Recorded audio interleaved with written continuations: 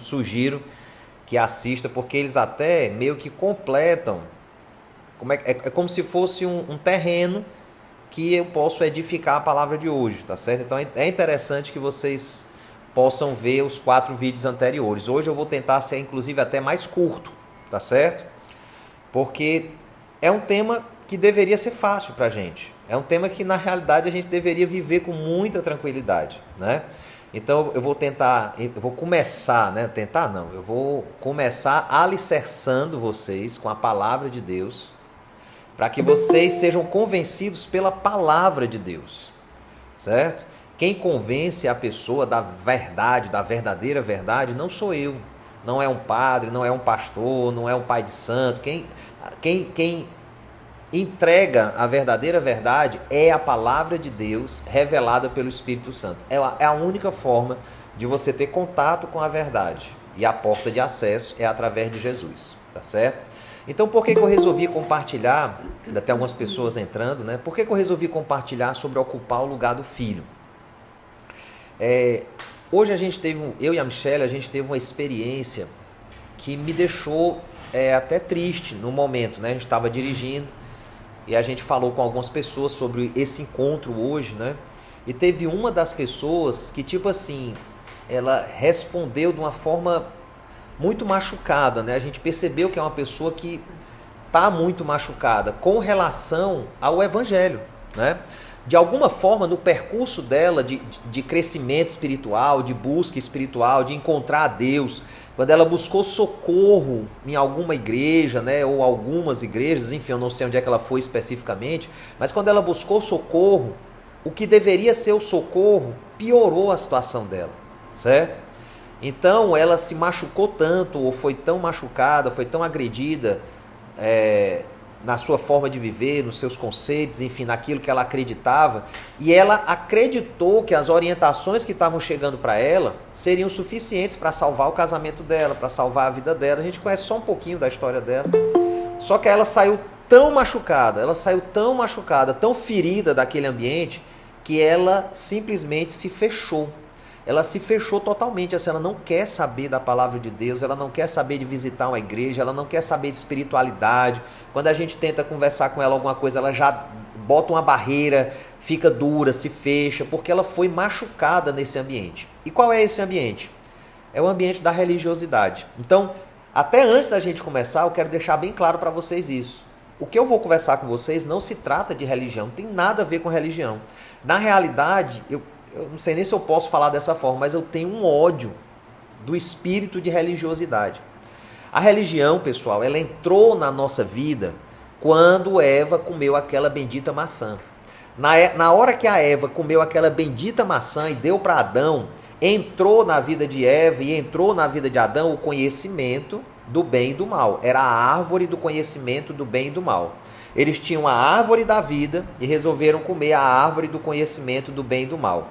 Eu vou tentar, de uma forma bem simples, explicar o significado das duas. Claro que eu não vou conseguir aqui falar tudo, porque só o estudo de uma árvore dessas daria um livro, daria, sei lá, 30, 40 horas de aula. Então eu vou entregar para vocês aqui o resumo do resumo do resumo do resumo em forma de manchete, tá certo? Então vamos lá. Quando ele fala da árvore do conhecimento e do mal, para você entender de forma fácil, é tudo que representa o jeito humano de resolver as coisas. Foi o que Adão fez, ele pegou uma folha de parreira e tentou cobrir a vergonha dele. Só que tudo que o homem tenta fazer a partir de si mesmo representa a árvore do conhecimento do bem e do mal. Então vai ter bem que parece bem, mas é mal, e vai ter mal que parece mal, que é bem. Há uma confusão, há uma crise existencial nesse homem. O próprio Paulo descreve, né? O bem que eu queria fazer, esse eu não consigo, mas o mal que eu não quero, esse eu pratico. Olha só, e esse é o conflito da humanidade, por isso que a ética humana, a moral humana, ela é tão relativa e tem sido cada vez mais relativizada. A árvore da vida é o conhecimento de Deus, é quando você come do pão da vida, é quando você recebe através da porta chamada Jesus a revelação de quem você é, filho de Deus. Pois é, você é filho de Deus. Você foi feito, criado e sonhado para ser filho de Deus. Simples assim. Então, naquele momento, o homem decidiu não ocupar o lugar de filho. Ele preferiu, ou escolheu naquele momento, ocupar o lugar do conhecimento do bem e do mal. Tipo assim, em vez de eu depender do papai, eu prefiro a minha liberdade. Sabe onde é que você encontra isso? Lá na história do filho pródigo. E é interessante que todo mundo enfatiza a história do que saiu de casa. O filho pródigo que saiu de casa, gastou toda a fortuna do pai, depois voltou e foi aceito. Cara, isso aí é a minha história. É a minha história. Talvez é a sua história. Você quer a sua governabilidade, você quer a sua cabeça, as suas coisas, o seu jeito, a sua maneira de vestir. Você quer fazer do seu jeito. Então você sai da casa do seu pai, você sai da cobertura do seu pai. Mas é interessante que esse filho pródigo teve um momento que ele sentiu fome e resolveu trabalhar. E trabalhando, ele se deu conta que a solução dele não era suficiente. Ou seja, o trabalho que ele estava empenhando não era bom, não era suficiente. Ele sentiu saudade da casa do pai e pensou assim, poxa, eu vou voltar para lá porque se eu for escravo lá ainda é melhor do que eu ser trabalhador aqui. Lá os escravos comem melhor do que eu. Então eu vou voltar e vou pedir, de repente, para o papai me perdoar e me colocar como escravo que eu vou me alimentar bem. Olha a lógica desse filho, né? Ele voltou para pedir uma migalha. Ele voltou para pedir um resto. Mas sabe o que foi que aconteceu? Pela graça, ele foi aceito como filho. Antes de chegar em casa, ele já recebeu uma capa nova, ele já recebeu um anel novo, sandálias novas, foi feito um banquete para ele. Então, é assim que Deus quer receber você. É assim que Deus me recebe. Mas é interessante que ninguém fala do que ficou em casa, ou pouquíssimas pessoas falam daquele filho que ficou em casa. E ele ficou chateado quando o irmão voltou, foi lá questionar com o pai, né? Pai, poxa, eu tô aqui a vida toda e o senhor nunca matou um bezerro para mim. Agora esse aí chegou, o senhor já gastou os teus bens, andou pelo mundo, volta todo lascado e tu recebe ele desse jeito? Ou seja, aquele garoto ali, aquele filho que ficou em casa, é o espírito de religiosidade. Eu faço tudo direito, eu sou uma pessoa comportada, eu faço tudo que Deus gosta, eu sigo os mandamentos, eu sempre estou aqui servindo todo mundo. E aí nessa hora, o pai também vira para ele e diz assim, filho, tudo que eu tenho é teu. Tudo que eu tenho é teu, basta esticar a mão aqui que é teu. Você que não usou, você que não tomou posse. Poxa, então é interessante eu entender essa revelação. Há filhos que querem a sua liberdade a qualquer custo e acabam descobrindo que é melhor viver em submissão ou debaixo de uma missão maior, debaixo de uma proteção divina. E há filhos que acham que estão debaixo de uma proteção divina por causa do seu próprio comportamento, por causa da sua justiça própria. Essa é a árvore do conhecimento do bem e do mal. Essa é a religiosidade. Você pode até estar ligado ao pai de verdade, mas você não usufrui, porque você não tem a consciência de filho.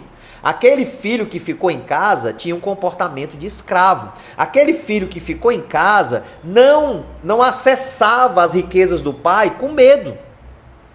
Agora o outro não só acessou as riquezas, como gastou tudo e ainda voltou e recebeu graça e misericórdia. Pessoal, não é uma questão de ser justo ou injusto. É a questão como Deus trabalha. Ele resolveu trabalhar assim. Então eu preciso entender qual é a minha consciência.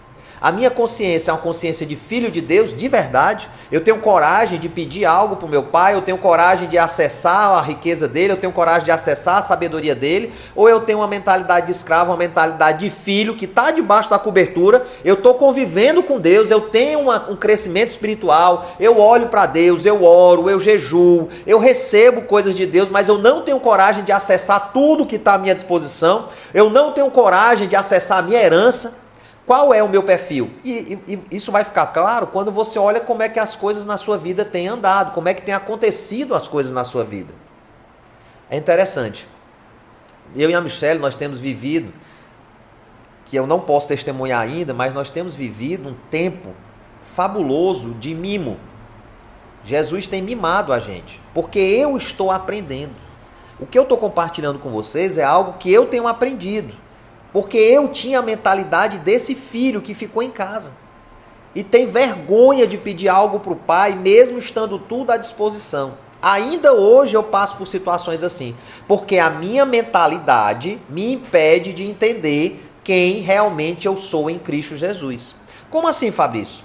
Queridos, quando você começa uma jornada espiritual, que você encontra com Jesus, automaticamente a mente de Cristo vem colar com a sua mente. Mas ela não muda a sua mente. Ela só encontra com a sua mente. Quando ela encontra com a sua mente, você vai iniciar um processo de revolução mental. Esse processo de revolução mental vai fazer você acreditar naquilo que você não acreditava, se você permitir que o Espírito Santo trabalhe na sua vida. Só que a nossa velha criatura, ela é teimosa em não querer acreditar. Porque o mecanismo da fé é difícil de ser alcançado pela mente do conhecimento do bem e do mal, pela razão, pelo intelectual, pelo estudo. Isso só é revelado através da árvore da vida, que é o corpo de Cristo, Jesus e o Espírito Santo habitando em nós. Então eu só vou entender verdadeiramente de fé e de quem eu sou, qual a minha identidade em Cristo, se eu estiver em Cristo e permitir o tratamento de Cristo sobre a minha vida. Tá bom? Então, dito isso, vamos lá. Pessoal, quem muito foi perdoado, ama muito. E eu vejo isso. Eu vejo pessoas que chegam na igreja trituradas pela vida. Trituradas, assim, meu Deus do céu, extremamente machucadas pela vida. E aí quando elas começam a ter um encontro com Jesus, elas são capazes de tudo. Elas dão a vida pela igreja. Elas dão a vida pelo serviço. Elas esquecem a família dela, elas esquecem tudo. Foi assim comigo. E eu vejo isso acontecer com várias pessoas. E esse amor é lindo. Esse fogo inicial é maravilhoso. Isso era para ficar aceso para sempre. Só que, infelizmente, ele é mal direcionado. A pessoa acende uma tocha, um fogo, tá ali vibrando, doido para aprender, doido para aprofundar, doido para saber mais, para permitir que o Espírito Santo escave nas nossas raízes mais profundas. Só que aí a pessoa é direcionada para o serviço. Vai servir ali, vai ajudar a acolá, vamos fundar outra igreja não sei aonde, nós precisamos da sua ajuda para não sei o que mais lá. E a pessoa está tão apaixonada que ela não enxerga que não é o serviço. O serviço é do filho que ficou em casa, que tem um espírito de religiosidade. O que nós precisamos não é do serviço, é da renovação da nossa mente, através do ensino com profundidade. E não é o ensino de um homem para outro homem. O homem pode só apontar o caminho, mas é um ensino entre você e o Espírito Santo de Deus. Você só vai conquistar isso, a profundidade, se você tiver intimidade com Deus. Então pode servir na sua igreja à vontade, não tem problema nenhum. Pode trabalhar nas suas áreas de trabalho, pode continuar a sua faculdade, não é para largar nada, é para servir mesmo, é para ajudar mesmo, é para ser caridoso mesmo. Mas isso tudo é consequência do exercício da sua fé na sua intimidade com Deus. Então absolutamente nada pode ser superior ou ocupar um lugar maior na sua vida do que a sua intimidade com Deus. Não pode. Simples assim. Mas quem muito amou, quem muito foi perdoado, muito amou. Lucas 7,47. Portanto eu digo, os muitos pecados dela lhe foram perdoados, pois ela amou muito. Aquela moça que quebrou o vidro de alabastro, né, nos pés de Jesus. Mas aquele a quem pouco foi perdoado, pouco ama. Tem algumas pessoas que têm um senso de justiça própria. Ah, não, porque eu faço caridade, porque eu dou o dízimo, porque eu oro 8 horas por dia, eu sei a palavra indo, voltando de cabeça para baixo no hebraico, no grego, no erudito, no aramaico. Então eu sou o cara. Esse não ama muito. Sabe aquela oferta da viuvinha, que tinha um fariseu lá, Senhor, tá aqui dando um bocado de grana, e Jesus olhou e nem se incomodou, nem se compadeceu do cara. Agora teve uma viuvinha que deu tudo que ela tinha. É o espírito de religiosidade, é o fariseu que bate no peito e diz, olha como eu sou o cara. E a viuvinha é o espírito de humildade, de quebrantamento. Eu dependo do Senhor. Eu dependo do Senhor. Quando a gente começa a depender de nós mesmos, da nossa força, da nossa justiça própria, do que eu faço, eu consigo falar com Deus porque eu oro muito e eu jejuo todos os dias. Não, meu querido, é pela graça. Você pode jejuar, fique à vontade. Você pode orar 10 horas por dia, fique à vontade. Mas não seja um fariseu. Não seja um fariseu, ok? Porque você foi enxertado. Você era videira braba, era perdido, estava perdido, não fazia parte da tribo de Deus, não fazia parte do povo de Deus. E pela misericórdia de Deus, pela graça de Deus, Ele tirou o ramo, que não reconheceu ele, e no lugar desse ramo colocou você. Romanos 11:17. Se alguns ramos foram cortados, e você, sendo oliveira brava, foi enxertado entre os outros, e agora participa da seiva que vem da raiz, da oliveira cultivada, valorize isso. Valorize isso. Porque quando você lê a sequência da palavra, ele diz assim: se eu não poupei os ramos originais, por que eu vou poupar você? Então aquele que não se enraiza, aquele que não permite que o Espírito Santo se enraize profundamente na sua vida, ele pode ser cortado. E ele pode ser a pessoa mais religiosa do mundo, fazer tudo certinho. Não é procedimento, não é comportamento, não é o externo. É o quanto você permite que o Espírito Santo lave o seu interno. Não seja como o sepulcro caiado, lindo por fora, mas carregando podridão dentro de si. Não é assim que funciona. Não é assim que funciona. Pessoal, a gente foi adotado como filho para ter características de filho, por causa da graça. Efésios 1:5, em amor, nos predestinou para sermos adotados como filhos, por meio de Jesus Cristo, conforme o bom propósito da sua vontade. Então, até assim, essa questão da adoção é interessante que dentro da cultura romana, né, da lei romana, da jurisprudência romana, o pai podia mandar matar o filho. Se o filho fizesse alguma coisa errada, ele mandava matar. É por isso que não tinha rebeldia, né? O castigo podia ser a morte, né? Mas o filho adotado não podia ser morto pelo pai. O filho que foi adotado, o pai não podia, de forma alguma, matar ele. Olha só que interessante. Ele tinha mais direitos, então, de vida do que o filho original. E isso comunica a gente. Porque o povo para o qual Jesus foi encaminhado foi o povo judeu. E os que não reconheceram ele foram lançados fora, foram entregues à morte. Foram entregues à morte eterna. Agora, aqueles que o receberam como Senhor, deu-lhes o direito de serem feitos filhos de Deus. É assim que funciona. Detalhe, o próprio Jesus foi adotado. Olha que coisa massa. Jesus foi adotado por José, pessoal. José não era o pai biológico de Jesus, ele era filho biológico de Maria com o Espírito Santo, um adolescente de 16 anos. Outra coisa interessante, Jesus tinha uma profissão. Por que eu tenho que trabalhar? Por que eu tenho que me esmerar? Tem mesmo, cara. Porque o trabalho dignifica o homem. É através do trabalho que a gente aplaca, que a gente aquieta o furor que foi lançado contra Adão. Agora, o trabalho de uma pessoa que está debaixo da graça, ligado com Jesus, não é um trabalho dificultoso. É para ser um trabalho prazeroso, leve, que flui. Hoje eu sinto isso nas minhas empresas, eu sinto isso nesse momento que eu estou entregando uma palavra para vocês, quando eu estou no consultório eu consigo sentir esse fluir, essa leveza, não é? Ele tinha uma profissão. Marcos 6:3 deixa claro que Jesus ele não tinha só uma profissãozinha. O pessoal estava olhando para Jesus, pregando o evangelho, e alguém falou assim: rapaz, mas não é esse aí o carpinteiro? Filho de Maria, irmão de Tiago, José, Judas e Simão? Não estão aqui conosco as suas irmãs? E ficavam escandalizados por causa dele. Pessoal, ele era um carpinteiro famoso. Ele era conhecido como carpinteiro. Ou seja, ele tinha uma boa profissão, era filho, cresceu como filho, adotado, tinha uma profissão, aprendeu com o pai dele, então ele era obediente, aprendeu o caminho com o pai. E ele também era considerado mestre.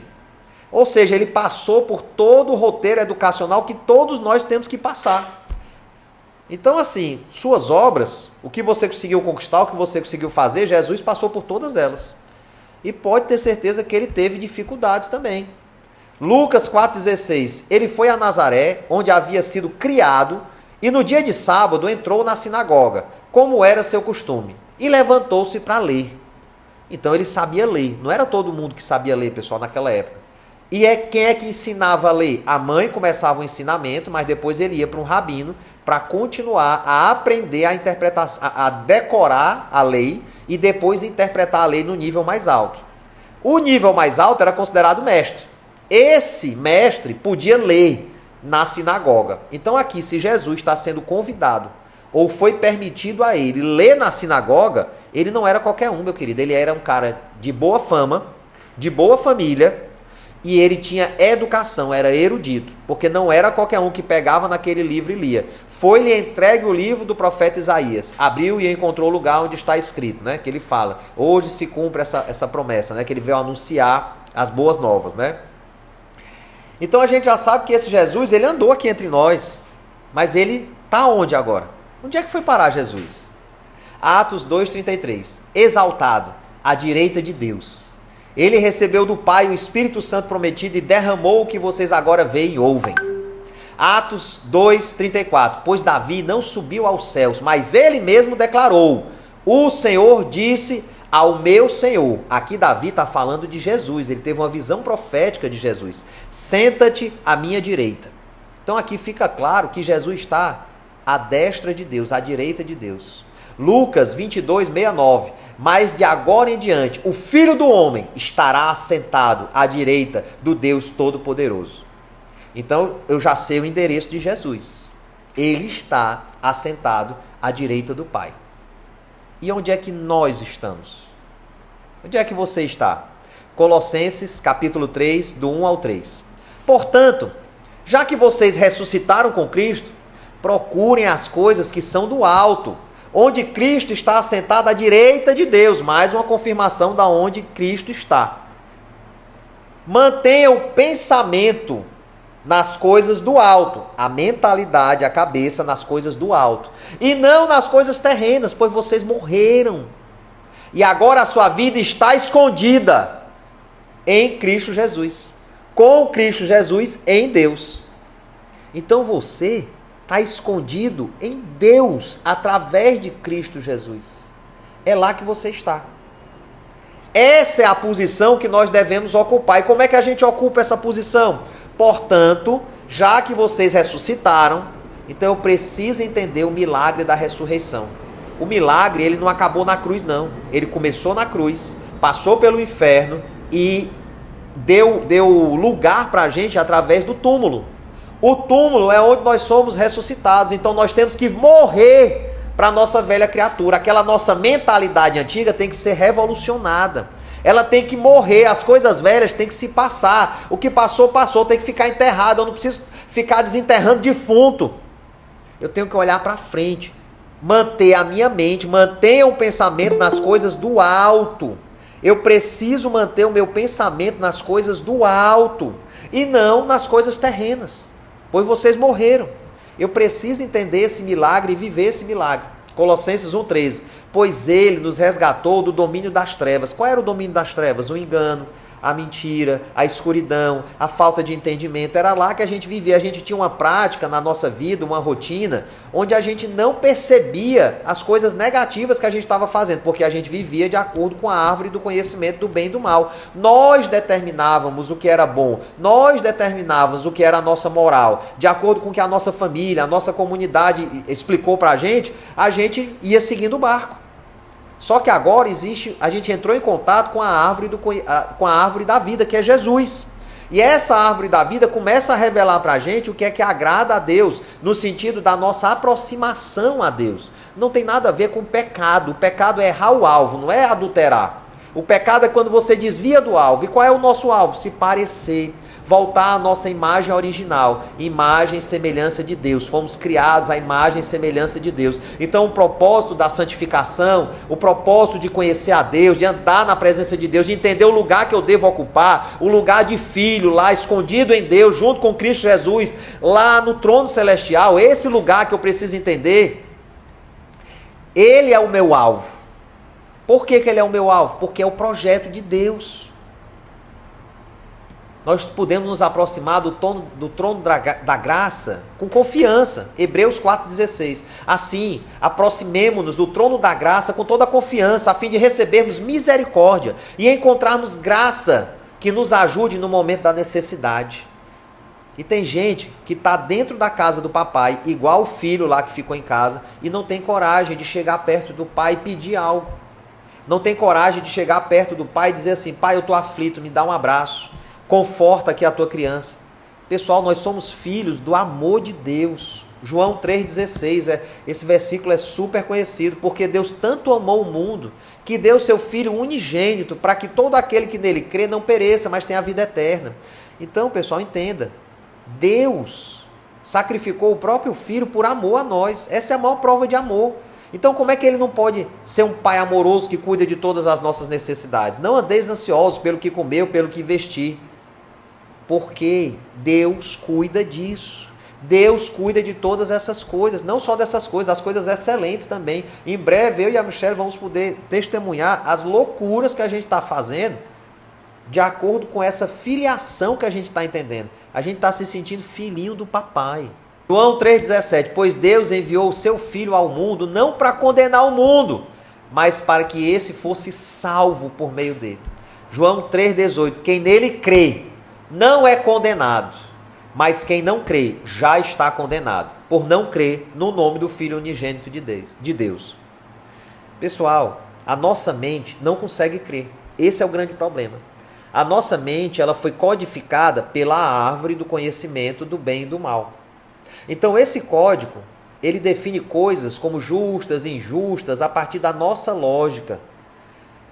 E muitas vezes a gente não consegue entender a justiça de Deus, que foi o sacrifício de Jesus, o escândalo da cruz, que através de um retirou o pecado do mundo, da mesma forma que através de um entrou o pecado no mundo. E as pessoas têm dificuldade de acessar isso porque é necessário um exercício de fé, de crença. E esse exercício de fé ele não combina com as engrenagens da nossa mente caída. Essa mente caída, quando a gente começa uma jornada espiritual, ela vai ter que ser trabalhada. É por isso que a gente precisa de profundidade, de estudar a profundidade da palavra de Deus, de escavar a profundidade da palavra de Deus. Por isso que eu faço as classes, por isso que eu fiz essa semana uma classe falando sobre depressão, falando sobre medo, falando sobre ansiedade, ira e finalmente falando sobre culpa. Em cada uma das aulas eu entreguei chaves para você identificar, para você entender como é que age a depressão e para você entender biblicamente como é que você faz para se blindar ou se livrar da depressão. Não só da depressão, da culpa, da ansiedade, da ira, de tudo, do medo. Foram 4 dias maravilhosos. Se você não acessou e quer acessar, fala comigo que eu tenho tudo gravado e existe uma forma de você acessar essas gravações. Eu sugiro que você use essas gravações, porque eu lhe garanto uma coisa.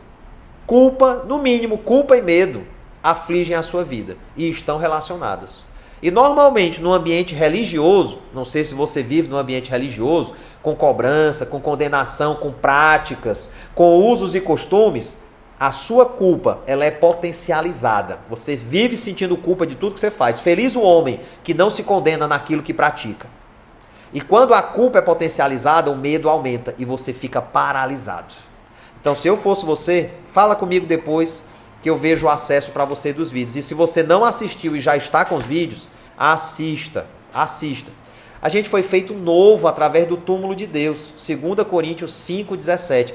Portanto, se alguém está em Cristo, é nova criação. As coisas antigas já passaram. Então, eu preciso ensinar para a minha mente, identificar quais são as coisas antigas e convencer a minha mente pelo lavar das águas da palavra de Deus de que eu não sou mais aquilo, de que eu não vivo mais aquilo, de que eu não gosto mais daquilo, que aquilo não pertence mais a mim, que não há condenação sobre a minha vida e que eu posso avançar em Cristo Jesus. Eis que surgiram coisas novas. E a gente, junto com isso, começa a receber ousadia. A ousadia vai vir na medida que a sua mente for sendo revolucionada, você for tendo fé e começar a andar em fé, desafiando a árvore do conhecimento do bem e do mal que diz assim, não vai dar errado, isso não é para você, você não merece entrar nessa loja, esse jantar não é para você, esse emprego não é para você, esse cargo não é para você, você não tem excelência, você não consegue. Só vê aí o microfone, alguém ligou o microfone? Já desligou. Obrigado. Você não consegue, isso é o espírito de religiosidade, isso é a árvore do conhecimento do bem e do mal tentando lhe convencer de que você não pode. Mas na realidade nós recebemos foi a árvore da vida que nos dá ousadia. 2 Timóteo 1,7, pois Deus não nos deu espírito de covardia, de medo, de acuamento, de vergonha, mas de poder, de amor e de equilíbrio. Meu querido, Se a sua mente permitir a você, se você conseguir encontrar um caminho e a palavra de Deus te mostra esse caminho, se você se aprofundar nela, se você entender os códigos, ela vai revolucionar todos os seus códigos mentais, a ponto de você ler e entender a palavra de Deus e ser revolucionado pela revelação de Deus. Você já deve ter passado por isso. Você está ali estudando, está meditando, está orando, e de repente você tem uma revelação, alguma coisa ele atravessa, você diz, uau, eu não posso mais fazer isso. Ou então você recebe uma direção, eu preciso fazer isso. E aí você vai lá, pratica na fé e aquilo dá certo. E aí isso aumenta a tua ousadia, porque você começa a experimentar, você começa a ter uma experiência com o amor de Deus e com o poder de Deus fluindo através da sua vida na terra. Porque esse é o sonho de Deus, que através da sua vida, o que está acontecendo nos ares, o que está sendo planejado nos ares, lembra, o teu espírito está lá, escondido em Deus, com Cristo Jesus. Teu espírito está lá, então você sabe o que ele sabe, você tem a mente que ele tem. Quando você acessa isso pela fé, ele te diz, faz. Você declara na terra, libera palavras na terra, engravida a terra da vontade de Deus e colhe o fruto da terra sem penoso trabalho. Sem penoso trabalho. Não, o penoso trabalho é para o que anda sozinho, é para o religioso, é para aquele que ficou dentro de casa e não tem coragem de pedir para o pai, me ajuda, pai, me ajuda, pai. Quando Jesus estava andando, ele tinha uma consciência muito clara dessa identidade. Não faltou nada no ministério de Jesus. Lá no meu YouTube tem uma palavra sobre isso, desmistificando o espírito de pobreza, uma coisa assim, ou a teologia da pobreza. Vai lá no YouTube e assiste, cara. Tá lá, um vídeo gratuito, tá liberado, todo mundo pode assistir. E lá eu explico princípios do reino de Deus e a realeza de Jesus na terra. A riqueza de Jesus na terra comprovada pela palavra de Deus. Então Jesus, ele andava nessa consciência, nessa nobreza, nessa excelência, porque ele sabia quem ele era. A identidade dele estava firmada em Deus. A nossa identidade foi corrompida pelo conhecimento do bem e do mal. E a gente fica o tempo todo medindo, balizando, julgando, tentando entender. Quando a gente desiste e deixa Jesus nos explicar, aí a gente vai começar a entender a nossa identidade. As pessoas reconheciam a identidade de Jesus. Ei, ali vai um profeta de verdade. Ei, esse aí é especial. Ei, lá vai o filho de Davi. Ei, tu és o Cristo, o Filho do Deus vivo. Ei, esse é o Cristo que tira o pecado do mundo. A conduta dele, a palavra dele, a identidade dele fazia com que todas as pessoas reconhecessem da onde ele veio, qual era a natureza dele. E é assim que você vai ser conhecido também, quando a sua mente for revolucionada pelo conhecimento da palavra, através da revelação do Espírito Santo, e você tiver acesso às coisas dos ares, aos conhecimentos celestiais e trouxer isso para a terra. E como é que eu tenho essa consciência, Fabrício? Cara, tá aqui a chave. Eu vou te entregar a chave disso. Vou te entregar o código agora. Segura o código aí. Vira essa chave. Instala o Drive. Não sei qual é que você prefere. Romanos 12, do 1 ao 4. Portanto, irmãos, rogo pelas misericórdias de Deus que se ofereçam em sacrifício vivo, santo e agradável a Deus. Este é o culto racional de vocês. Se apresentar constantemente na presença de Deus. Se apresentar como sacrifício. Senhor, eu venho aqui, dócil, inteiro, me entregar na tua presença para que o teu fogo de conhecimento me consuma. Aquelas áreas obscuras da minha vida sejam iluminadas pela tua presença. E que na tua presença agradável, o teu Santo Espírito possa me lavar de dentro para fora e me revolucionar como pessoa. E aí ele continua, não se amoldem ao padrão desse mundo, não permitam que a mente do conhecimento do bem e do mal que vocês carregaram até hoje, diga qual é o padrão, qual é o código que vocês precisam andar. Não permitam que isso aconteça, não permitam que o meio determine quem você é, que a sua família determine quem você é, que o seu trabalho determine quem você é filho de Deus Todo-Poderoso. Então não permita que a tua mente te atrapalhe a acessar essa verdade espiritual. Mas transformem-se pela renovação da sua mente, uma mente renovada, tudo se fez novo, para que sejam capazes de experimentar e comprovar a boa, agradável e perfeita vontade de Deus. Como é que eu faço isso? Sacrifício vivo, santo e agradável. O que é o sacrifício vivo e agradável? Está na presença do Pai. Rasgar o meu coração todinho, deixar ele entrar nas partes mais íntimas, mais profundas da minha alma. e permitir que a revelação da palavra de Deus pelo Espírito Santo vá abrindo cada porta e ligando a luz. Onde houver luz, não haverá trevas. Aleluia, irmãos. Deus, obrigado mesmo pela confiança. Isso só confirma que, de alguma maneira, o que eu estou entregando está sendo reconhecido como valioso. E se está sendo reconhecido como valioso, não é por minha causa, é por causa daquele que me escolheu e, de uma maneira ilógica e irracional, resolveu, através de mim, entregar uma preciosa palavra, um precioso tesouro para vocês. Então não olha para o vaso, pelo amor de Deus, porque o vaso é cheio de imperfeições. Olha para Cristo, que vai dar tudo certo.